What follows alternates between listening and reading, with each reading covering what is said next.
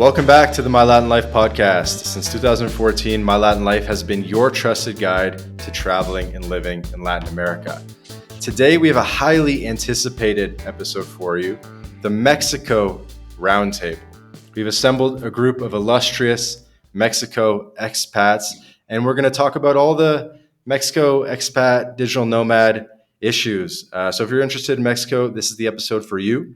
All of my guests are actually from Mexico City, so we might even call this the Mexico City Roundtable in post-production. But I'll introduce everyone here. So we have Freddie Lansky, previous podcast guest. How's it going? Good. We have Dave Parada. What's going on, guys? And we have Mr. Bowtie Passport. How's everybody doing? Good. So everyone's a little bit acquainted with each other in real life as well, which is great. We've had some drinks in Mexico City, which should make the conversation flow fluidly. Everyone's also American originally, so we got that American and Mexico City type of dynamic going on. And I thought we could kind of kick things off with why Mexico and specifically why Mexico City. So to mix it up, I thought we could kick it off with Mr. Bowtie Passport. All right. Well, first off, I'm not American. I am Texan, completely different. But my story of Mexico City is I was actually living in Hungary. I had some friends in Hungary. They ended up bouncing around the world, ended up in Mexico City. I had a couple of soldiers from the military. I used to be an officer. Some of them ended up either in Mexico City or, some of them were Mexican and ended up back in Mexico. So around the pandemic, I was like, I'm going to take a vacation, visit some old friends. Got here and never left. Ended up actually helping my company start up their Latin America segment in Mexico City and went from there. Dave, you want to go next? Yeah, I've basically been bouncing around the world for the last 10 years, from Asia, Europe, Latin America. But I started off when I was living in Colombia back in 2015, started dating a Mexican girl out there, funny enough. And I started thinking, you know what? Mexico actually it seems pretty cool. At least I like the girls out there. Let's go check it out and see. So me and some of my friends went over to Playa del Carmen, spent a few months there living by the beach. That was cool. Got a little bit tired of it after a few months. And then I had a friend of a friend who was, he had the lowdown on Mexico City. He was telling me about it, how cool it was. So we thought, all right, you know what? Let's go check out Mexico City.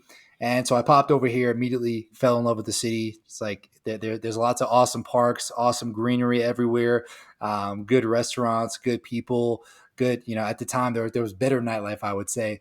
And yeah, it was just an enjoyable place to live. Also super close to the U.S. It's like a 5-6 hour flight back home to where I'm from in Rhode Island. And yeah, it's been sort of like a mainstay for me since 2016 when I first came here, back before the tsunami of gringos was here at the very beginning. And, even though I've popped in and out, sometimes I'm out for a year or two, it always kind of draws me back in. So I do think this is going to be a spot that will be a mainstay for me for a long time to come. So I've always been a fan of it. Freddie? Hey, I guess I should start with the caveat that I'm pretty much planning my exit from Mexico City after 9 years for a variety of reasons. So he says. So he's been making that claim for years.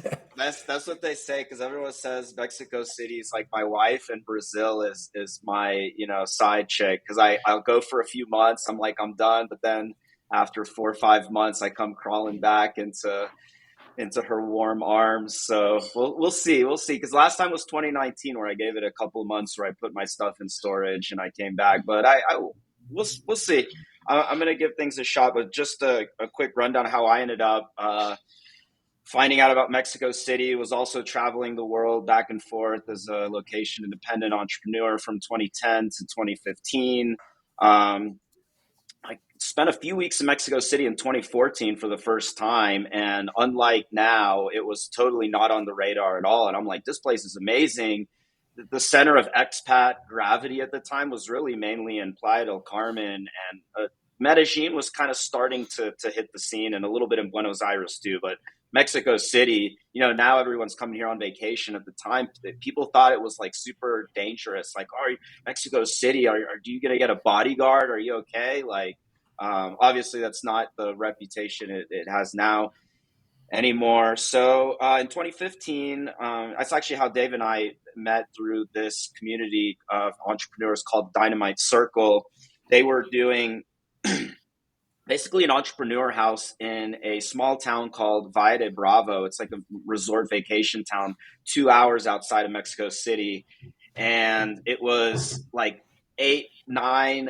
I don't think necessarily women they were welcome in the house, but for some reason it was just all dudes. It was like 10 dudes living in this big mansion, and like there was nothing to do there. There was no parties, no girls, no nothing. We're like young single guys in our mid-20s at the time. So in 2015, like every weekend, we're going to Mexico City, having a great time. Like Dave said, the nightlife at the time was just super popping. And then I just decided in 2015, I was like, all right, well, Mexico City is it. Like, I can't, keep moving around every couple of months. I need to settle somewhere and get an apartment. And then a couple of months suddenly turned into 9 years. So, yeah, I'm pretty happy here and everything. But yeah, I think I'm also ready to move on and check out some other spots as well. But yeah, I mean, everything Dave said, I agree with. Lots of great parks, things to do, decent nightlife, great weather, close to the U.S., etc. Just lots of pros, but unfortunately, all those pros have been discovered by a lot of other people as well, which has really driven up the pricing and made dating a little bit more difficult for gringos as well. But I think the value is definitely still there as well. I think it's a really great city. I disagree Well, with I also everything think Trey that kind of says. happens with any good city, right? Like any good city, especially within a few hour flight of the U.S., it's going to get found out eventually, right? Yeah. So you just got to avoid the trap of trying to find like the new cool city every time, because eventually it's going to get Mexico City eyes, I guess you could say, right? Yeah, I guess we could be the canary in the coal mine. Like, if you see me showing up to your city in like 5, 6 years, the rent's going way It's up, over. right? Buy real estate now. Yeah, I just don't know. follow I Freddie and disagree buy with real almost estate where he everything. goes. I feel like Mexico City is still great. It's still great. Like I still like it for sure. It's different than like the old days, right. But that always happens when a city gets more and more popular. I remember the first time I went to Mexico City. I showed up in my Airbnb. It was in Escandon, and I meet the Airbnb host, and they gave me this thing of keys with like 10 keys, and I was like, "What is this even for?" And they're like, "Okay, this one's for the outside door, and then this one's for the inside door, and then this one's for the inside door, and this one's for your actual door for your place."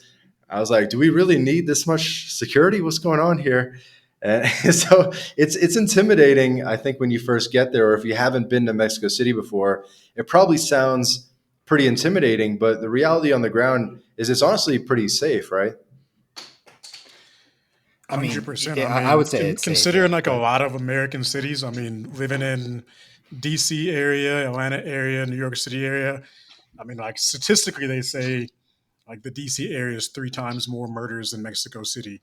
Like I would probably not walk around in New York City at night anymore compared to Mexico City. So I mean, yeah, maybe 10 years ago, 10 plus years ago, it was a little bit more dangerous. But now, I mean, you're seeing, girls with crusty dogs jogging around at night and stuff. So it's depending on Yeah, what area you're living in. So I don't think it's I dangerous at all. I, If you're I think 100% Uber. new to any sort of international travel, like maybe you'll feel like a little shocked by, how old some of the buildings are. But no, it's great. It's no danger. If you do drugs, Freddie, maybe there's danger. If you don't do coke, I don't feel like you're going to be in danger. Freddie. I just think it's so funny, Vance. You always try to keep these podcasts PG, and we just end up talking about dating and cocaine, but I guess you could edit it out. But yeah, I was just gonna say, I think Uber hitting the scene here in 2015 really changed the game too, because the taxis were just the worst. It was so hard to get around, and so hard when you felt like you were in a sketchy situation.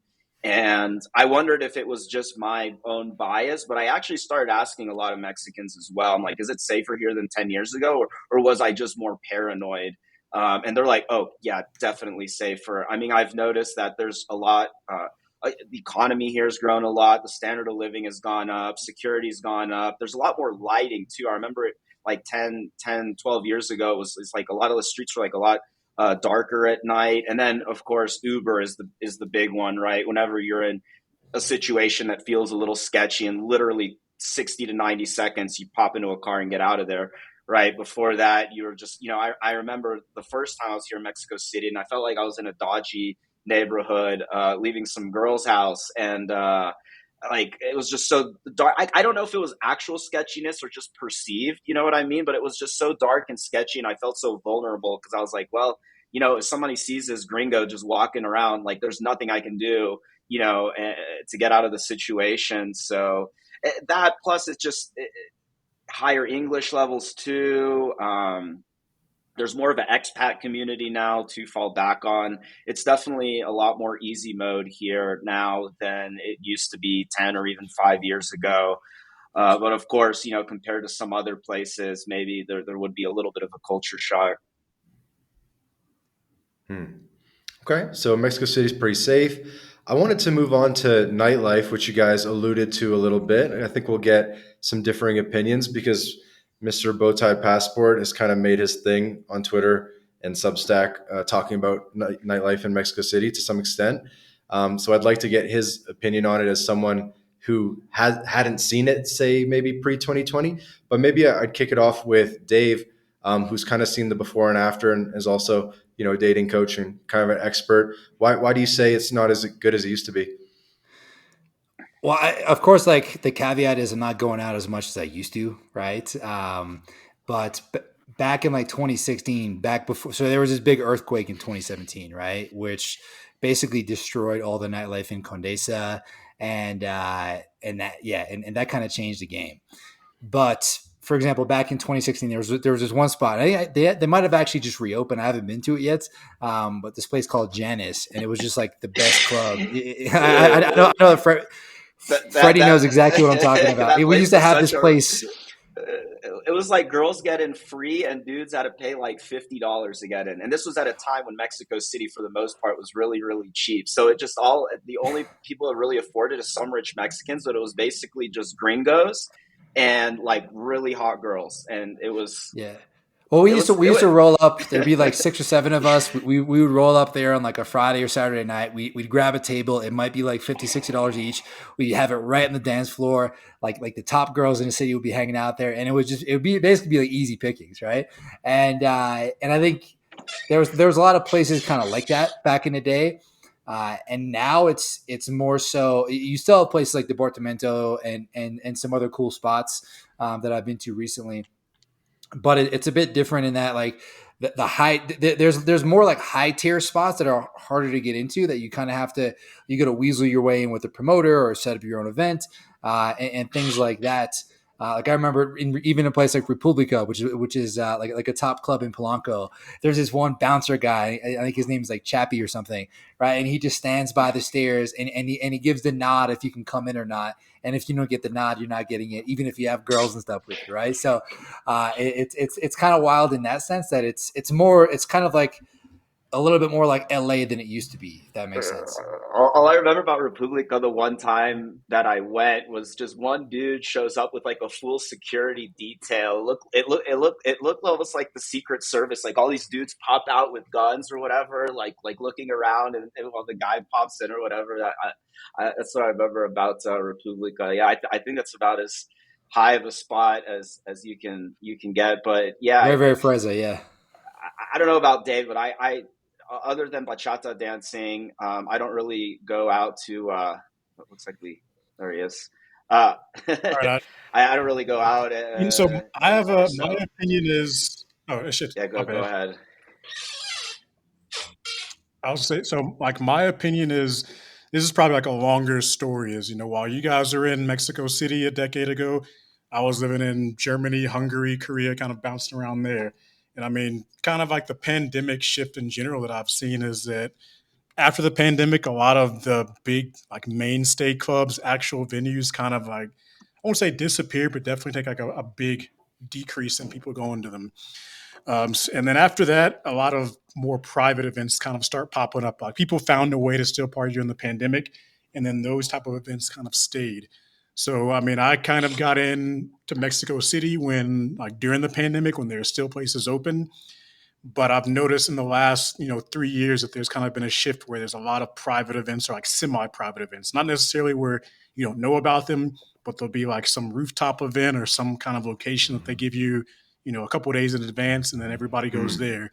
But say, like the departamentos and supras and stuff that are in the Roma Norte area, those places are still decent, but like the quality is definitely taking a big hit compared to the places where it's like hey, the DJ or the event host, and there's still going to be upwards of 100 people at this venue, but it's going to be at a random location in Centro someday. Dave? No, I mean it's true, right? Like I think it has become a lot more private in that sense, to where you go to know someone, or like I said, you either go to set it up or you go to find out about it. And like I said, I'm not really going out that much anymore, so I'm not really like in the scene. But if you're just like a casual guy, just trying to show up in Mexico City and have a great night out, I mean, there's places you can go, but it's not like it used to be in that sense where you could just pop into Janice and like make something happen, right? You guys remember Pata Negra? Pata Negra, Yeah. man, yeah. The upstairs, that place was so dangerous in terms of like fire or earthquake hazard. Well, there'd Like also always be people like getting their phone stolen there, but it was the easiest place ever to basically just go and talk to girls and bring one home, right? yeah, it was where the most mediocre Mexican girls would go to meet Yeah, mediocre gringo guys, I guess. yeah. But it was Speak for yourself, I though. yeah, all right. Uh, but yeah, I actually lived right outside where Pata Negra used to be. They knocked down that entire 10-story building, and I remember just the part. Like Condesa is so different now. Now it's like families and really little party, but at the time it would almost spill it out into kind of like a Brazilian style block party where technically you're not supposed to be drinking outside, but everyone was just kind of doing it anyways, just outside of Pata Negra and that other bar. It was like literally that was Wild, the yeah. other big thing. So obviously there's general trends, like worldwide. People don't go to nightclubs as much anymore as they got tired of getting, so ripped off and dealing with bouncers, and dating apps have a huge part to play in it. And I think changing tastes and people and changing views on alcohol as well. But specific to Mexico City, like Dave was saying, the first blow was the earthquake that hit Condesa especially hard, and a lot of places closed, and they didn't really get as much traffic as they used to be. And then COVID was just the final blow. And so during COVID, there's just like this big 10-story building where Pata Negra was, and like 10 other nightclubs, some of Yeah. which were There's like running a like rocker bar. so many in there. It Yeah. was like 10 nightclubs. Like that was the center of Condesa nightlife. They tore that whole building down because it was like a bunch of, it got condemned, but then they kept throwing secret clandestine parties like during the pandemic as well. And then like a lot of like homeless started moving in there, and it was a whole like mess, and it became a huge hazard because they said the building could just fall, like tip over at any time. So in true Mexican style, they just knocked the building down, but instead of just using like dynamite, little piece by piece, they got like 100 dudes with like 100 little hammers and just took the whole thing down over a period of a couple of months. And so since then, Condesa is just not. I'm sure there's still got to be nightlife, still popping around. It's just me and Dave now are getting, well into our mid 30s now, so we don't really know what the hot spots are anymore. But I'm sure it's still out there, and a lot of private events as well. But yeah, it's not. I definitely agree with that. It's not as open as it used to be. You don't just see like this wild, like all of Roma Norte and Condesa every Friday. Saturday. It used to be so much louder because it used to really piss me off too. Because when I'm trying to sleep on a Friday and Saturday night, you could hear the bass from all the nearby parties and clubs. Now it's like super quiet at night on the weekend. Like that's a big change that I noticed about Condesa. And I'm grateful for it. I definitely like it with less noise, but yeah, it just feels less, at least in this neighborhood here, and to a lesser extent in La Roma as well.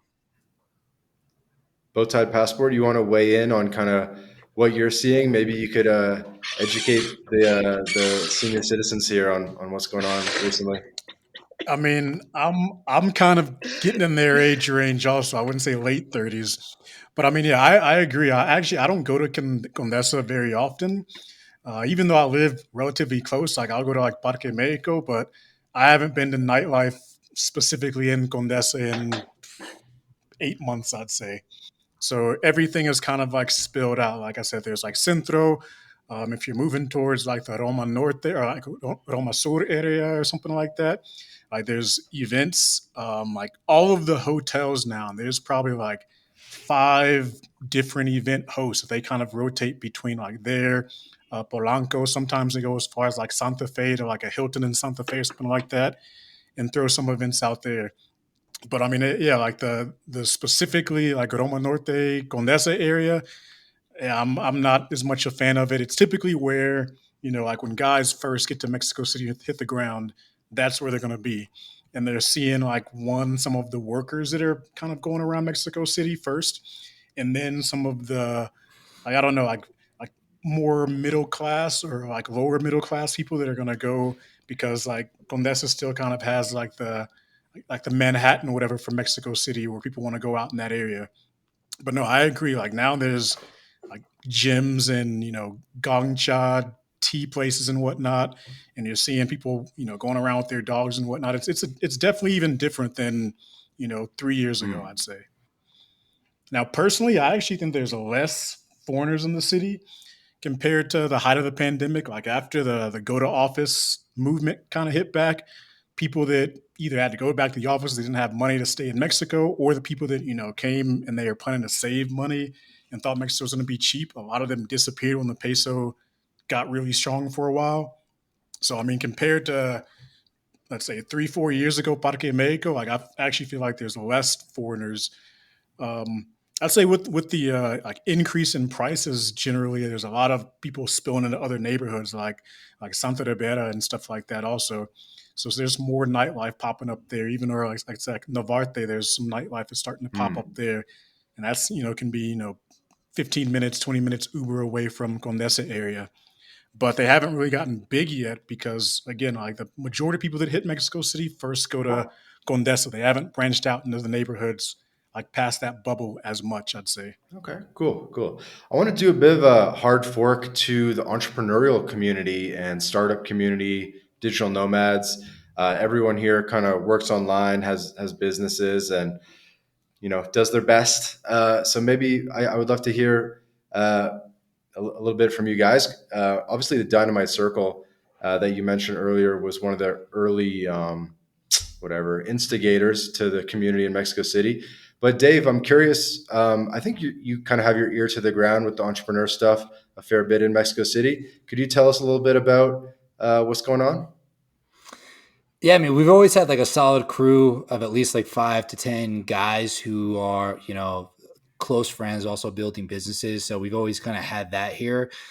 Recently, I've actually started meeting more cool guys just through playing sports. Like I played flag football for years, so through that, and then also I started playing a little bit more basketball as well. And then there's guys like a lot of those guys are digital nomads that they came in. For some of them, they may have even played college basketball, whatever, and now they started businesses. They're coming over here, so that's been kind of like my outlet to make cool connections. With different types of entrepreneurs. Like there's a few of us all going to like a Mark Norman comedy show on Saturday. He's in town, right? And going to like a dinner beforehand, stuff like that. So there's definitely there's a good amount of entrepreneurs here. I know like even the DC still does. They call them Juntos, which is basically like an entrepreneur meetup. Like I think one Thursday every month. I haven't been to one in a while, but I know those are still going on. And there's a bigger entrepreneur community that I still haven't even like fully connected with yet. And I know they do like a digital nomad / I'm sure there's a good amount of entrepreneurs who go. They have like these discourse MX events. I think they're at Departamento like once a week. So stuff like that's still going on. I kind of have like my core group of guys I hang out with. We all have business and stuff like that, but it's solid. Sweet. By the way, you got to tell the audience I'm pretty good at flag football, right? He's good, man. He's good. I was surprised being Canadian, or at least like part Canadian, that he was so good. But he can definitely run a clean route, and we definitely won some games. So it's solid. We get you out there playing I was basketball too. diving all over the place, bro. Yeah, man. Out Like here looking like Julian diving Edelman. catch for the. Anyway, Mr. Bowtie Passport, what are you seeing kind of on the entrepreneurial side of things? I'd say like I don't necessarily consider myself in the entrepreneur circle. I mean, I kind of got here on the consulting sales side, majority of my clients are all like America based when it comes to consulting. Um, I'd say, I don't know, like I hit up some networking events. It's more nightlife based, or, say like the new one is like Soho House in Mexico Mm, City. I pop in there. So most of the entrepreneurs are more like, say, artistic based, like, movie directors or people like that in different fashion, marketing industries and stuff like that, but not necessarily pure just, I've got a business doing e-commerce and things like that. sure. I didn't know there was a Soho I House. also Have you say, like, been to I Soho don't know, House? it's it's new. It opened up in like October, November, I want to say.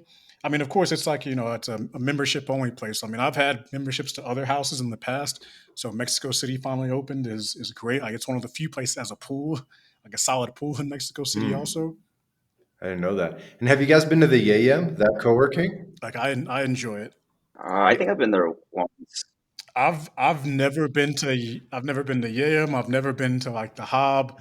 I've met like the owners and whatnot, but I don't know. Typically, I'd say that I don't even interact with very many foreigners. Like, almost all of my friends are Mexican. I kind of have no idea what goes on Yeah, in the expat I community. worked at Hob for a year and I just had to stop working there because that's such a so just to give you background, that co-working is owned by two burners that like go to Burning Man and they have that whole community there, right? So there's like this clash of culture of like Mexican corporate workers that call them Godin, and then upstairs there's just like people just drinking, smoking weed, whatever, all day long. It's like super distracting. They're having like constant parties and stuff on the. There's some weird stuff going on at Hob. Like one time I went upstairs. I was like, I want to go work upstairs, and I walk up the stairs, and they're having some kind of event where it's just all a bunch of like mostly girls, like all dressed in white, like just all like puddled on top of each other, surrounded by some candles, doing some. It was like some cult shit. Like I was like, what the heck is going on? That Yeah, sounds What about is right. like That sounds about what right. is it? It's so like hipster. I'm like, is this a co-working? Is this some kind of cult? Like yeah. I don't even know. And Okay, so at I least it was was I girls. I thought you were gonna say some gay shit because I thought isn't Hoff like really? well, I should have I pretended because actually I I hate. actually recorded like an audiobook there. Like I was there for a few days, and they were doing all types of stuff like that. Like they were doing like some crazy exercise class somewhere in the building at like 8 a.m. on a Saturday. I'm like, what? Like I thought this was a co-working space. Like what is going on?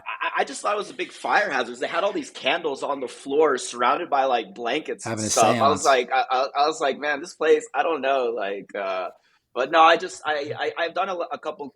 Yeah, I feel like the Hob has changed. I met like one of the original founders like way back in the day, and some of the original founders like dipped off. They're like, "Yo, it's just going in a direction I don't like. It's trying to, like, I guess, profit off of too much of the stuff, and they wanted it more co-working, it, networking." So I can definitely see there's yeah, been some it weird shit became going on. very like it's very like a scene kind of thing. People that I don't know exactly. You just like kind of hipster, I guess. It's hipster. I Freddie, you invited me, right? I think we went. We got some 100 peso beers on the roof, and oh yeah, way back in the day. I was like, well, like 2 years ago, right? yeah, yeah. Yeah. I work from home now. It's just less distractions and stuff, and plus the prices kept going up from like 150 to like 250. I was like, I don't want to pay $250 just for access to this building. This is stupid. So I'm out. 250 But bucks for a hot yeah, desk. no, just for space. Yeah.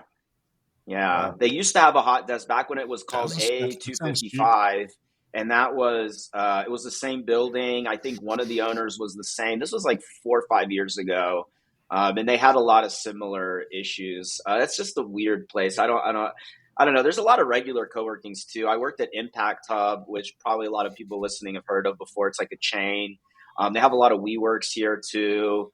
But right now, I've just been working from home, and then in regards to the community, like when Dave and I moved here, so I don't think Dave's in the Dynamite Circle anymore. I'm still active in it, but it's not quite the value it used to be because it's so easy to meet other entrepreneurs and freelancers and stuff now. But the big shift has been from entrepreneurs and people that have their own businesses or some way to make money online. There were remote workers pre-pandemic, but they were almost exclusively programmers. Now it's like you have marketing people, HR, everything. Like so many people went remote. Obviously, the pendulum is starting to shift again, where a lot of them got called home, but a lot of them have not. And so it used to be like mostly entrepreneur, and now I'll give you an example. When I go to my dance classes here, most of the people that I meet here that are here and from Western countries or whatever, like U.S., Western Europe, UK, they all have corporate jobs, and not all, but I'd say like half of them aren't even supposed to be in Mexico. They're like, oh yeah, I use a VPN and whatever, and so it's cool. I like sometimes we have some overlap, but there's really not that much in common between and at least in terms of networking, in terms of like someone working a mid tier corporate remote job or working remote, and the entrepreneurs, right? So, you know, I don't know where the entrepreneurs. I guess it's a little bit more in like Southeast Asia. A lot of them have moved here, as well as a lot of in Playa del Carmen as well. But it's really, I think that's a worldwide thing now, that it's just mostly remote work. Because for every successful entrepreneur, there's like 10 remote workers that are working corporate jobs, right? So if that's who you're trying to network with, it's here.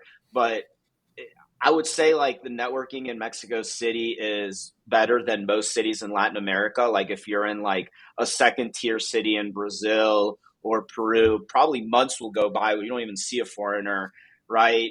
Maybe there's some local job opportunities or networking opportunities, not much.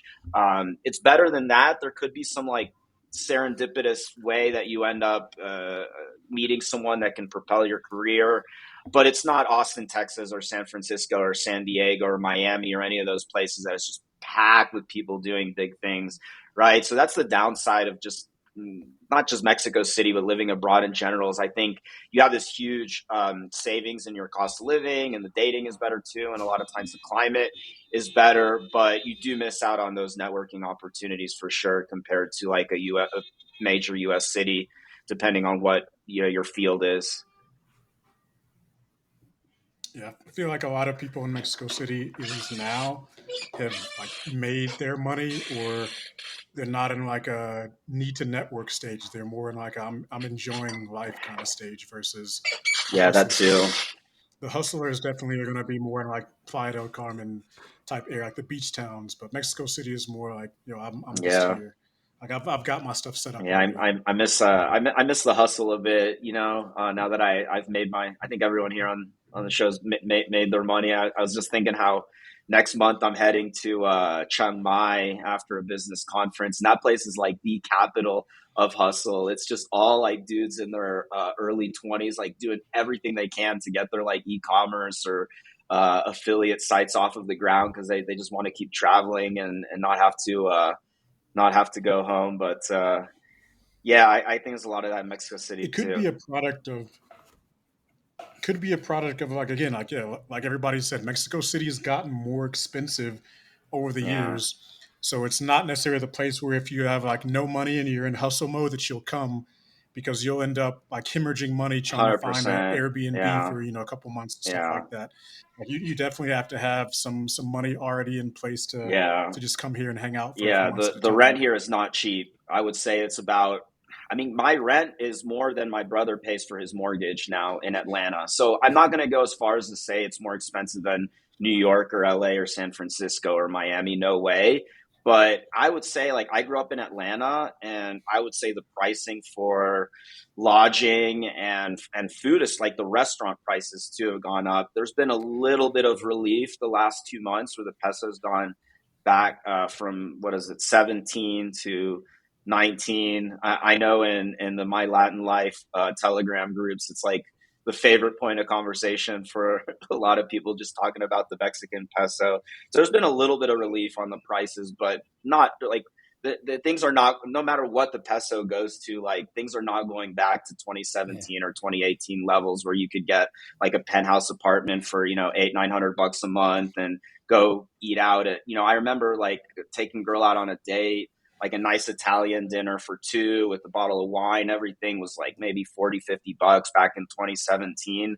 I mean, that same meal now here would probably be at least probably around like 150 bucks, something like that, even with the peso a little bit weaker compared to 2-3. Yeah. All right, I see Vance a little disagreeing there. Yeah, but You're thinking That's fine. jalapa prices. you have to think of it though. Yeah, But you have to think about it like that's 2017 is like, we're just gonna say, like, what is that, like, 7 years yeah, ago. Well, So I mean, I, a lot I, of I I, stuff I want has will changed say, in, if you in take a place like Venezuela in Bogota, general in it 17 still is years. like that. You can still go out on a date for like $40 to $50 yeah, at like a good restaurant, right? But mhm. those days in Now, Mexico City are my long gone. counter for that I don't want is to you got just to like yeah. move. complain about I prices say and my counter for become that is you have to move a little bit yeah. further out. Let's move on from just like complaining about 10% price swings a little bit. Dave, I was curious what you were thinking about. You were listening about sort of the dichotomy of, yes, there are entrepreneurs in Mexico, but maybe they're not building the next billion-dollar company like they would be in the States. How do you kind of think about that and exposing yourself to opportunity? And you know what I mean? Well, I think there's a mix, right? Like I know some guys over here who run startups who are trying to build that next thing. Like in some ways, I'm trying to build that next thing, right? So there's definitely people like that here who either have built it, are building it, or are going to start building it, right? So there definitely is that. And then on the other side of the coin, you also have the guys who are, you know, who are employees or who are making a few K a month of their business, or, in that sort of a realm. Right. So I do think there's a mix, probably a little bit more so of the guy who probably makes, 15, 20, 30K a month and is kind of chilling, enjoying himself. But there's definitely a mix of different types, I would say. But I do kind of agree. That a lot of people who've come here, they kind of have made their money, and not necessarily looking to make a bunch of new friends, or like don't really need to at this point, though they may be open to it, right? But that's also why it's good to have things like sports, like basketball, football, because then all of a sudden you're going to an event every week or multiple times a week, and you're getting to know people kind of organically without having to put a lot of effort in. So that's why I like doing those things. This episode of the My Latin Life podcast is brought to you in part by Crema Social. Crema Social is like TikTok for international dating. It's an app you can download right now on your phone, and 3 out of 4 people on Crema are single women. The app was founded in Colombia, so unsurprisingly, there are a lot of Latinas on the app, by the way. So how does it work?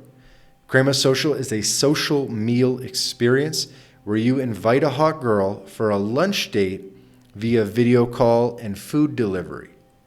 New concept, so you'll have to try it out for yourself, but this is probably the best way to meet Latinas before you visit the country. So if you're in Latin America or planning to visit Latin America, download Crema Social now and start getting dates right away. There will be a link in the description to download, or just search Crema Social on your favorite app store. Have fun, guys. This episode of the My Latin Life podcast is brought to you in part by BitRefill. BitRefill is the best way to spend your crypto in Latin America. Purchase gift cards or mobile refills from more than 3,500 brands in 186 countries instantly, safely, and privately. You can also apply the code MyLatinLife at checkout to get 10% back on your first purchase. Go to bitrefill.com for more information. This episode of the My Latin Life podcast is brought to you in part by Job Stacking. If you are a remote or hybrid worker looking to maximize your earning potential, then Rolf Holtze, the author of Job Stacking, guarantees you'll be able to double your income. This is the exact system Rolf has used to take his own income and those of many others beyond 20K a month. So what is job stacking? It's this idea of working multiple remote jobs. You might have heard Rolf, he's worked 5, 7, even 9 remote jobs at the same time before. And by the way, job stacking works equally well for non-technical roles. So no, it's not just for the nerds. So if you're ready to job stack, then book a discovery call with Job Stacking and see how they can double your income in just 9 weeks. In the show notes in the description, there will be a link where you can book a call directly on the Calendly of Job Stacking and be talking with them as early as tomorrow about how to double your income as quickly as possible. My thoughts are also that there's possibly just a wax and wane of time. Like let's say 3, 4, 5 years ago, there's a different group of people that's in Mexico as there is now. So like one factor is like peso getting extremely strong, and then now it's weakening a bit. So there's a different crowd that's coming to Mexico City now. But I would kind of wager that if you give it another year or two, the crowd that comes back to Mexico City is going to be more on the entrepreneurial side. I mean, I've noticed like there's guys that are starting comedy venues and stuff in Mexico City, but then behind the scenes they're working at a startup or like they're working on their own startup. It's just a different group of people that's like coming through Mexico City. And I mean, like if you're here a long time, you don't get to see all the new people coming because you're no longer new. But it's they're here. I think it'll just take another year for it to come into Yeah, fruition. things are. I think one unexpected development was, all the OG expats and digital nomads. I think there was a bit of tension, like world, like I think we're loath to admit it, but we just kind of liked it when it was like more of like an elite thing to like live abroad and be able to like make, dollars or euros while living in a developing country, and Well, you there's know definitely an all the other aspect of kind of, yeah, expats. And there's now definitely an it's like element of it's feeling like open a to every pioneer. yeah, now it's just open to everyone. So, we're just, it's not the same as the good old days. And I don't know if that's just Mexico City, or I think it's really worldwide, or especially Latin wide. Because one thing I noticed when, there's always been a lot of like expats and digital nomads and so on living abroad, even before the pandemic, but it was very Asia focused. This was all like Thailand, Vietnam, Bali. And then what happened was during the pandemic, all those countries closed while Mexico was the most open country on planet Earth for like 2 years, right? So they all ended up coming here, and a lot of people stayed, right? So I think Mexico in particular has very changed a lot. Like I go to Brazil, I go to Peru, Argentina, a little bit changed, but Mexico is very, very, very changed, right? And it could change again for sure. Obviously, like the price is going up here, and people being able to work remote has definitely changed the scene. I'm not really sure what's going to happen with Mexico over the next few years, but yeah, it's just very, very, very different. But I think for people trying to start off, things have gotten a lot easier for sure. Not just because of changes in technology. I mean, even before the COVID, first Uber, Airbnb,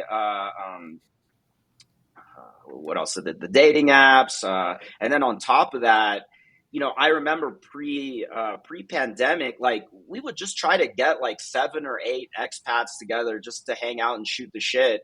And it was like hard. This just like was not that many people around, right? Now, like you go to these events, there's so many of these, a lot of gringos. It's actually more foreigners taking advantage of this financial opportunity than Mexicans to just throw these like every event public event ends up being like just hundreds of foreigners. Like so I've seen so many like times that like restaurants just get like overwhelmed because they thought it was like 50 people were showing up, and then it's like hundreds, and they have to like just close it up or whatever. And I saw that happen like starting in like mid late 2022. That was like a new thing here. So yeah, things have changed a lot for sure.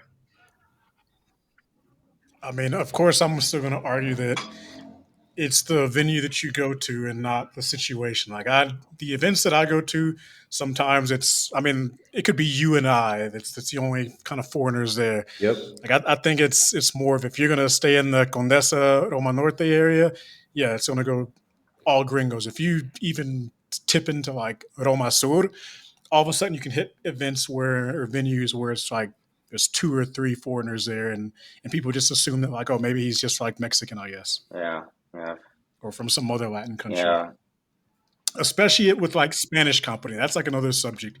Is that there's still like a big group of foreigners that just don't really speak Spanish, and then they can't branch out anymore. Like once you learn Spanish, make some Mexican friends, then they're going to start tipping you off about like, okay, there's XYZ going on, but half the time it's not going to be in Condes. It's going to be like, oh, this is happening in like some random neighborhood that's going to be 20, 30, sometimes 40 minutes away if it's like a bad traffic spot.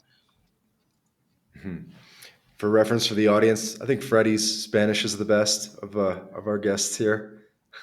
Yeah, Dave's 100%. Dave has the So world. I Freddie speak Spanish, has no excuse. Freddie has no excuse. That's the thing. Like Freddie has no excuse to stay in Condesa. Freddie could move anywhere in I know. I'm Mexico just so City lazy and because just I become had king of like some other this neighborhood. apartment though, so it's all a moot point anyways. I'm moving out at the end of September and putting my stuff in storage. But yeah, if I did end up coming back to Mexico City for sure, I would.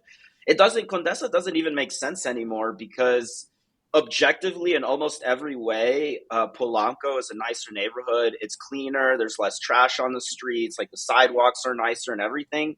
Like Condesa used to be a lot cheaper than Polanco. It's Now cheaper. Polanco, which is supposed to be the nicest neighborhood in Mexico City and most upper class or whatever you want to call it, is actually a little bit cheaper than Condesa because it's just a simple issue of supply and Yeah. demand. Those gringos that Bowtie Passport was bringing up that don't speak any Spanish, they will pay anything to live in Condesa because here, unlike most neighborhoods, even Polanco, right, and much less any like middle class neighborhood like Navarte, you can't expect everyone to speak English here. In Condesa, you can.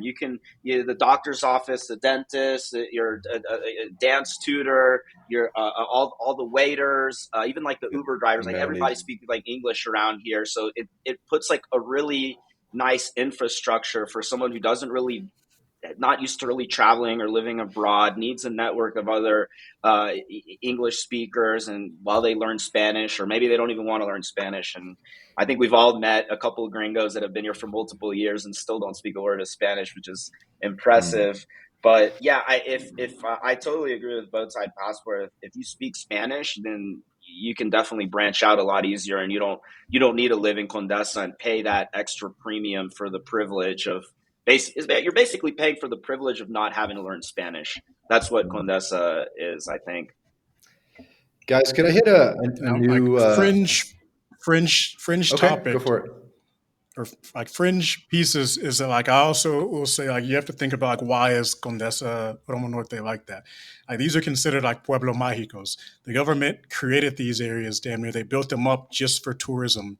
Like at some point, what was it like 2020 or something like that? The government started of Mexico City like started a whole plan and program with Airbnb to have these neighborhoods to be like that. So it's not really as much as like it's just randomly happening. But I would argue the government intended for Condesa to be what it is today. That's where they make a big chunk of their money.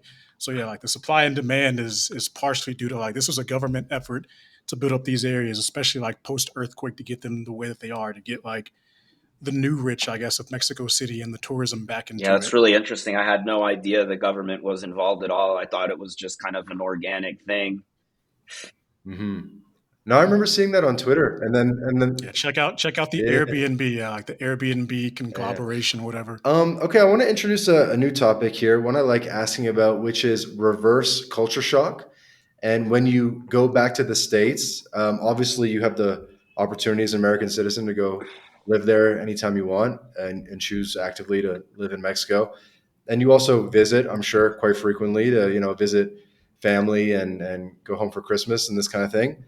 I'll put it to Dave first. When you go back to the US, what kind of reverse culture shocks do you experience? I don't really get reverse culture shock anymore too much, just because I think I go to the U.S. somewhat frequently, like at least like every 4 to 6 months. I'm there for at least like a couple weeks, and I think like I've never like fully let go of the American part of me. Like I stay up to date with everything in America, all that stuff. I call my parents, at least like once or twice a week, or a little bit more than that. So I'm still like pretty hip to the whole American scene. So I kind of just plug right in when I'm back. If anything, I might like accidentally speak Spanish to like a service person or something when I'm in there. But I will say, like at the airport or something, right? But I will say, just in general, like the speed of things getting done, right? You don't have to deal with like the Latin hammer as much, of just random BS, and just like friction that comes with living in Latin America. But if anything, that's just a good thing, right? So that's what I would say. And by the way, when you go back to Rhode Island, do you fly to Boston or you fly to New York? What do you do? So they used to have a nonstop flight between Mexico City and Boston. So I would fly to Boston, and then I would basically just take an I Uber think they from like brought it Boston back. to Not, Providence. yeah, they brought Well, it they back. didn't have it back, at least in like when I was back home in July. They didn't have it Yeah, it back. was like a year So and a half, 2 years they didn't have yeah, it. Yeah. Yeah, because I still gotta like do a connecting flight, and it takes me like 8 or 9 hours now, as opposed to like 5.5, which is kind of annoying. But yeah, so So that's what I would say. You would Uber to Rhode Island, and it would be like $150 or something. It'd be like between 80 to 100. Or I might have my dad pick me up or something like that if he was available. So yeah, but that was Interesting. better than doing like a connecting flight, like having like the last time I flew there, I was like on a 3 hour connection. I just had to sit in the airport for 3 hours. So I don't really mind. It's a little bit of a reset anyway, but I prefer obviously the nonstop. Okay. Okay. Mr. Bowtie Passport. I have not been back to the States in a long time, so I kind of live vicariously through memes of of my friends that they send me. So I mean, I have an idea of how bad it is for some people, but I have no idea what it looks like on the ground in America anymore. I got a few things. I have good and bad. I think living in Mexico, specifically Mexico City, I know this drives Dave nuts as well. People here are very conflict averse in their conversations, almost to the point of it being comical, and it can be really frustrating to both sides. Are I think he's you purposely talking? on mute. I think he's purposely on mute. Okay, all right. Yeah, and I think maybe I was a little bit too much on the other end. So Mexico City's taught me to be a little bit more diplomatic because of the cult. People are very sensitive here in Mexico City. It's not. I used to think it was a Mexico thing, but I realized it's like a southern Mexico and Mexico City thing because I found out people from the north of Mexico actually make fun of people in Mexico City as well for being like very like. You know, kind of, I don't want to use the word submissive, but very like conflict averse, etc. So now I've learned to like manage conflict a little better, but at the same time, it's like a big culture shock to me. Like I always see like the first thing, it was like I guess Canada's a little more chill too, right? Like every time I go to the U.S., like it reminds me a bit of Brazil. Like people are like, or even Argentina. Like people have no qualms whatsoever about just getting in each other's face, etc. And you just don't see that. Like you don't really see that here in Mexico City at all. The other reverse culture shock I have is people in the U.S., especially like this, like Texas and Georgia and like the southeastern and south central, very talkative and love to talk with strangers all the time. And I actually realized of traveling to over 70 countries in my life that it's actually not very common around the world that like you just talk to strangers all the time. And sometimes I can be it's like a little bit exhausting, It's like you get into the Uber and the Uber's just immediately like yakking away at me, and then I like get to the restaurant and this waitress that I know has zero interest in really talking to me feels like out of like obligation to get it's such a funny thing in the US, right? Like the waitress doesn't want to have small talk with me. I don't want to have small talk with her or him, but she feels that it's necessary for her to make some small talk with me in order to get a better tip. For it's just a weird thing. And what else in reverse culture shock? I think And then yeah, Boston's like that a bit too, Dave. Like Boston's pretty talkative. It is. I would say just in the Northeast in general, there's going to be a little bit more of a coldness to people, right? I think that's just kind of like how the Northeast is. But I mean, in some ways, yeah. But yeah, like Freddie was about to say, is I feel like a lot of it is like exaggerated by media. I mean, like the majority of opinions that people outside of America have on America are going to be based on stuff that's on social media. Once they visit, they're like, "Yo, people are way more chill. I didn't get shot," things like that. So I kind of doubt that it's as bad as people say. It's just that there's like a giant vocal minority that exists on Twitter, social media, etc., that are going to be like bad mouthing everything to begin with. But I feel like I don't know. The average person probably has definitely seen some like decreases in quality of living, but I think it's yeah, I exaggerated. think But again, I haven't been back to the states in a long time, so I could be 100% wrong. Yeah, I mean, definitely city centers have gotten a little bit sketchier, especially, I just remember like every city I go to compared to like 5 years ago, that's like in Canada or the US, it just seems like I don't know if it's necessarily dangerous, but it's just kind of like very, like just all of half of downtown. I remember going to downtown San Diego, especially in 2021, and it was like the whole downtown was just one giant homeless encampment. And I don't No, know, like that used to be cool. like The Gaslamp district in San Diego used to be good. I yeah, went back there like a year and a half ago, and yeah, it was all homeless but encampments. I was like, I what don't know happened to if this? I don't know if it's necessarily makes things more dangerous. It's not like a place like I definitely like say I had a It doesn't family and make things kids. more I definitely safe, would that's have for wanted. sure. Yeah, that doesn't make things more safe for sure. And the homeless, like what I like about the homeless in Mexico City is they're always very respectful. They're like, "Oh, do you have some change?" I'm like, "No." Like the ones I feel like in the U.S. and Canada, like a lot of them are addicts, have like real mental problems. Like they'll scream at you. Sometimes they'll even like chase after you. And I don't think they're going to have like a weapon or like really attack you, but you never know, right? I mean, but that's definitely not the main reason I would leave the U.S. I really just do it to save money on taxes and health insurance and had a better quality of life. But and I do think a lot of times in these expat chats, I definitely agree with bow tie. It's a little bit exaggerated. Like it kind of it's a little bit funny to me people saying that they're gonna leave a second tier city in the U.S. for Brazil or something because it's they're trying to get away from crime. I'm like, maybe things have gotten worse, but Latin America in general, I still wouldn't say is all that for safety. If you're really that concerned with safety and you want to live abroad, then go to Southeast Asia, right, where violent crime is basically non-existent, right, or maybe even in Eastern Europe, but in Latin America as well. Yeah, but yeah, I definitely see your side as well, Vance. That's I remember going to Toronto and I was just shocked downtown. It was just so many like mentally ill people just running around everywhere. It seemed like there were more mentally ill homeless on the streets than just everyday people. Like when you were in downtown, it was shocking to me to see that. But I think that's more of a a issue that like a societal issue. I don't know how much it's actually affecting crime or not, but I mean, it sounds like from what you're saying that there is like a connection between the two, even if the more.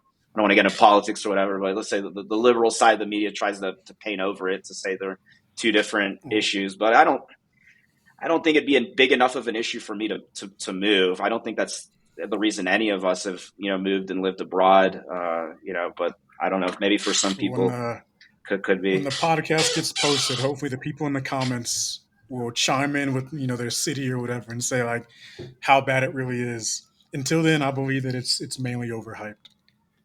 Great. Good moderation. Please comment below.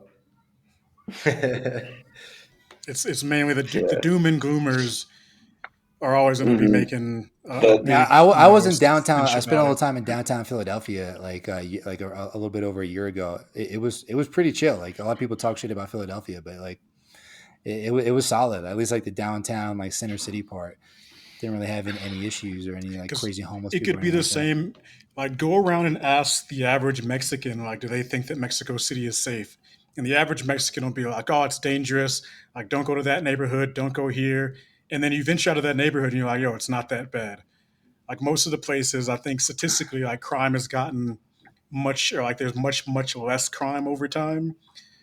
So I assume that, the exaggerations from the Americans are similar to the exaggerations of Mexicans, where when I tell them, like, yo, New York City is much more dangerous than Mexico City. They're like, no, no, no, it can't be like that. Like, you can get robbed, blah blah blah. You can get carjacked. Like those same things are going to happen in most major cities, and Mexico City is much better.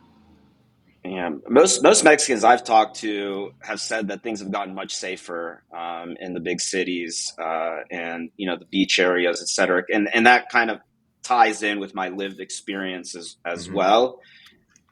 Compare that to say, I don't know, I just spent a few months in Brazil and it's just as dangerous as ever. I mean, I remember I'm in Recife where I was visiting a friend out there. Dave, yeah, Brandon Dillon, he was out there.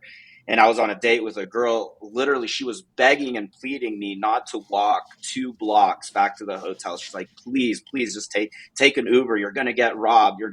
You're like, I'm telling you, like, it just feels like when I go to, I remember compared, obviously this is just anecdotal, but I remember compared to like 10 years ago, you'd always be hearing a lot about like, especially it seems like women are more targeted than men for, like these kind of like street robberies, like held at knife point or gunpoint. And they're always, oh yeah, I just got robbed.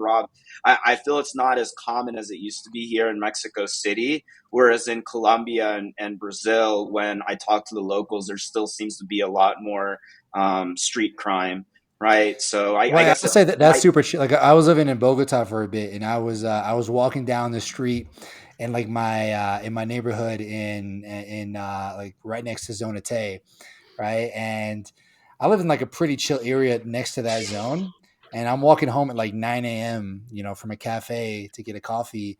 And a guy rolls up behind me on a motorbike very quietly and tries to rob my phone while I'm texting him. I realized like, oh shit. I was lucky enough to pull my phone away at the last minute and he zoomed off. Right. So he wasn't able to steal it. But that was a wake up call. I was like, okay, I'm not in Mexico anymore. Like I can't just like be out here on the streets texting like it's no big deal. Like you will get robbed.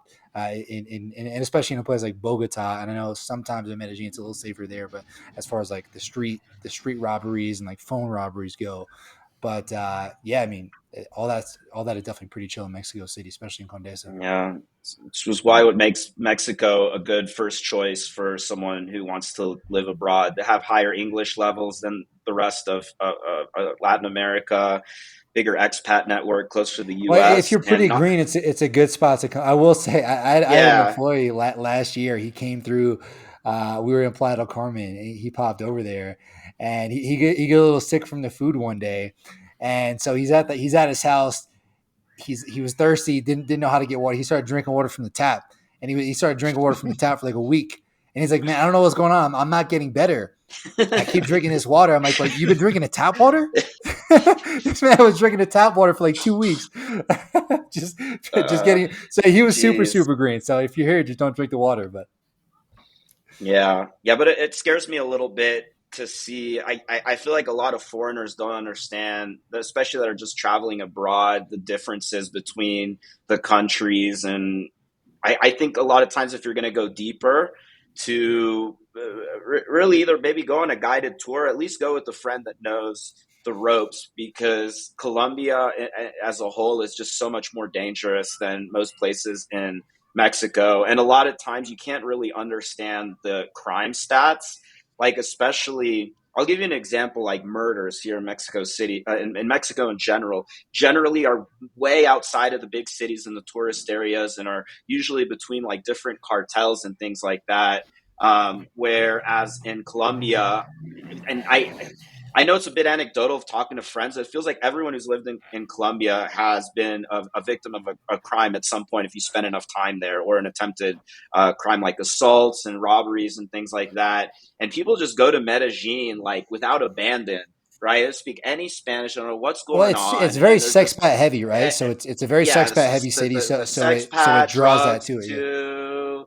And I'm just like, dude, like I'm scared for some of those people. I'm like, dude, be safe out there, man. You're not. This is not. They go to Medellin thinking it's Las Vegas. I'm like, well, in a way, it kind of is, but just 100 times more dangerous. Like you got to You have guys who go watch your there. They back. completely remove their filter for dating women. Like they'll be going out on like 3 dates a day, taking girls home, just thinking this awesome thing. And I'm like, bro, like you're gonna get robbed. Like you don't know what you're doing. It's coming Yeah. for Yeah, you.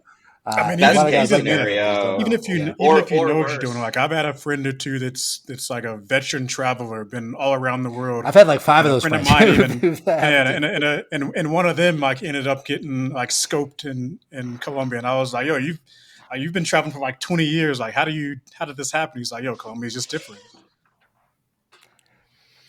So I think yeah, there's definitely Mhm. some cities where it's like you're a target no matter like how experienced you are, like how much you try to stay away from the sketchy stuff. Medellin might just be Mhm. one of those cities. Yeah, yeah. Mhm. I Mexico, mean, I think I have has no more interest in guard. going. I personally have no interest in going to Medellin. It's not on my radar. people ask about it every now and then. I'm like, I don't really care to go. People are like, oh, you went to like Nicaragua a while back. I was like, yeah, I went like mountain climbing. I have no idea what's going on in the party scenes.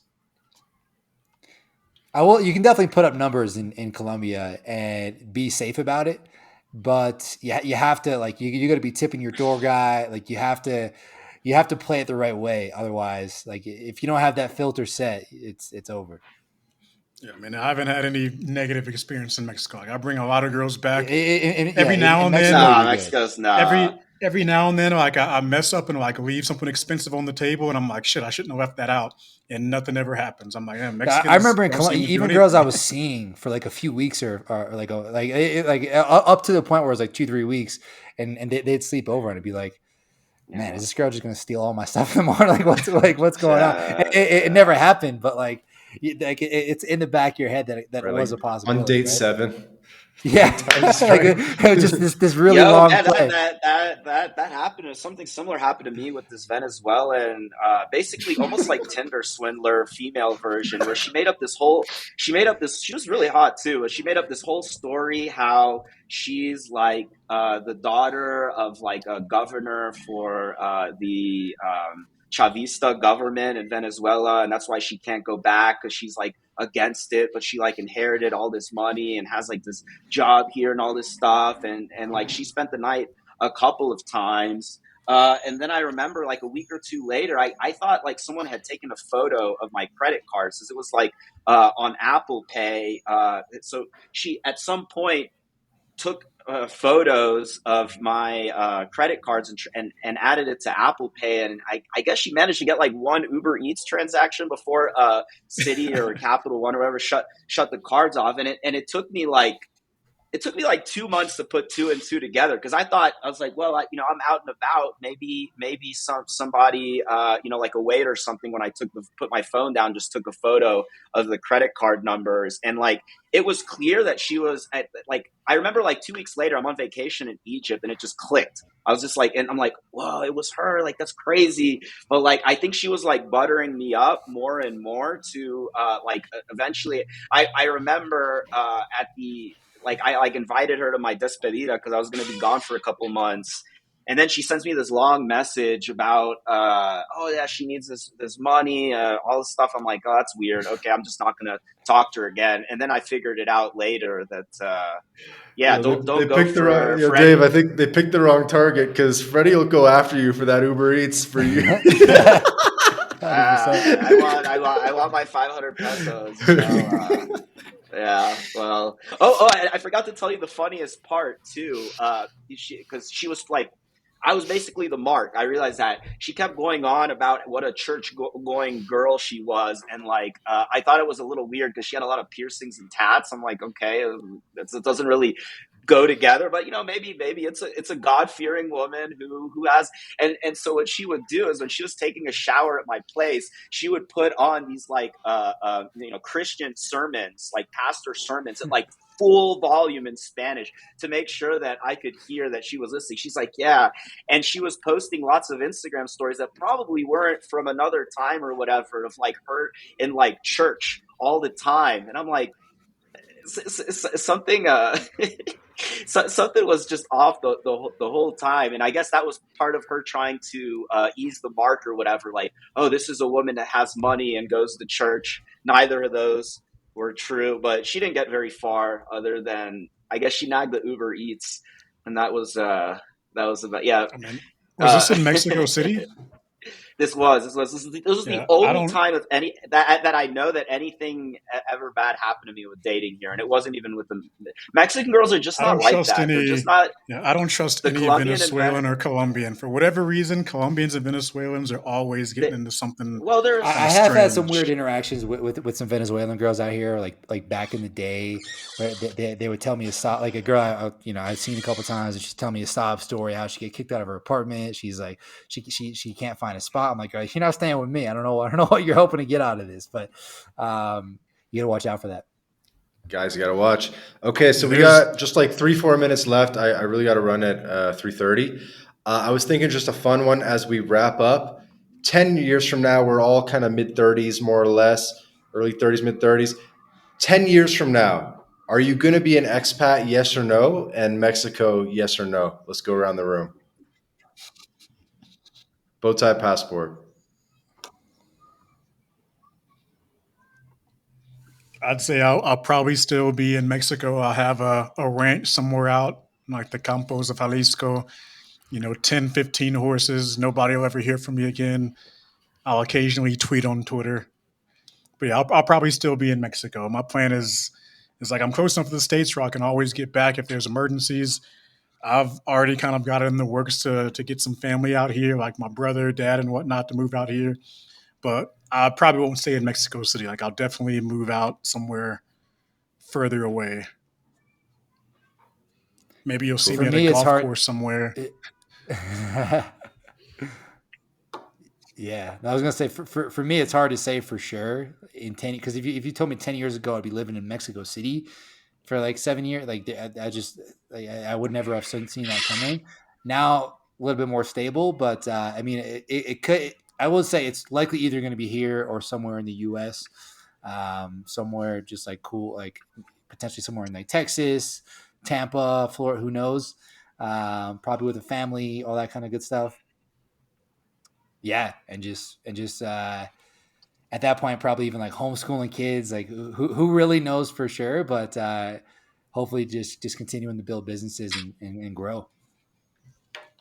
I mean, a caveat is like I already own a couple houses in the States, so like I have no need to go back to be like, oh, I want to start like the white picket fence or some business in the States. It's like I've kind of got money coming in from the States already, where I haven't even been to my houses in like years, to be honest. They're all rented out and stuff like that. So I have like no need to go back to the States for anything at this point. Freddie? Mexico, not so sure. I mean, right now my life is going to be a little bit in flux for the next 6 months. I was in a relationship for a little over a year that ended about 6 months ago. And before that relationship, I was really thinking about trying some new spots. But I would say maybe. I think I would love to move back to the States if the FEIE, foreign earned income exclusion, which is just a way to save tons of money on your taxes for Americans that live abroad, became so little because I just got so rich that the savings on like taxes and healthcare wouldn't really matter that much to me anymore. Because I know it's not really sexy or exciting, but like if you add up all the compound interest of all this money, I also have a couple houses and stocks as well that I'm investing that I wouldn't be able to if I lived in the States. Like with compound interest over 10 years, it comes out to like just putting, $1,000 or $2,000 a month over a period of 10 years that you otherwise wouldn't have been able to. Over a period of 10 years comes out to like millions of dollars. It's like crazy, the whole compound interest thing, plus the money saved, right? So I do miss the networking. And like, I just talked to people in Austin of just, it's crazy. It's like a friend of mine, this girl I met at Den, she's like, yeah, we're just all having lunch with entrepreneurs and Tim Ferriss shows up, right? Like you don't like, you can't get that kind of networking here in Mexico City that you would in Austin or San Francisco. And like you were saying, people building the next $1 billion business. But at the same time, like my remote work and career and businesses that I run aren't really that dependent on it. And I can still go to, that's why Mexico is a good choice, because you can still go to the business conferences, you can still go to the meetups, and you can still kind of have one foot still kind of in the US while still getting a lot of the benefits of living abroad. And I'll just be honest, I think a lot of it has to do with dating as well. I think dating, I talked to my brother about it. I think it's just a lot tougher out there. I mean, Dave knows as a former, can I call you a former dating coach yet, or current, soon to be former dating coach, of how rough it is out there for those guys. And now that I'm single again, like I think I'd like to be, if not married, at least in like a very serious relationship where, if not married, that it's basically inevitable that we're going to get married, and then I would consider maybe. So I think those two factors would need to take place. And I don't know. I would re-ask the question for 5 years. 10 years is just so it's hard to say. Out, man. Guys, that's all we got time for today. I really got to run. This has been another episode of My Latin Life podcast, the Mexico City Roundtable. So thank you to our illustrious guests, Freddie Lansky, Dave Parada, and Bowtied Passport. Please subscribe to the podcast. 2 episodes a week with amazing guests. Check out our other Roundtable episodes as well. Thanks for listening. Hey guys, quick note at the end of the episode here. If you made it this far, you might be interested in working with My Latin Life personally to make progress on your internationalization plan. So whether the next step for you is getting residency in Latin America, lowering your taxes, choosing the best country, maybe a little birth tourism, whatever the next step is for you, of course, My Latin Life can help. We've helped people in their 20s, their 40s, their 60s, because I truly believe that Latin America has something to offer people at every stage of life. So if you want to become our VIP client, if you want to work with Vance, myself directly, book a call. There will be a link in the description. There will be a small fee for the initial consultation, and we do that to filter out the time wasters and focus on the best of the best clients. But if you're listening to this podcast and you made it all the way through the episode, I know you're the best of the best. But we're ready to work with you. So book that call. Hope you enjoyed this episode of the My Latin Life podcast, and we'll catch you in the next one.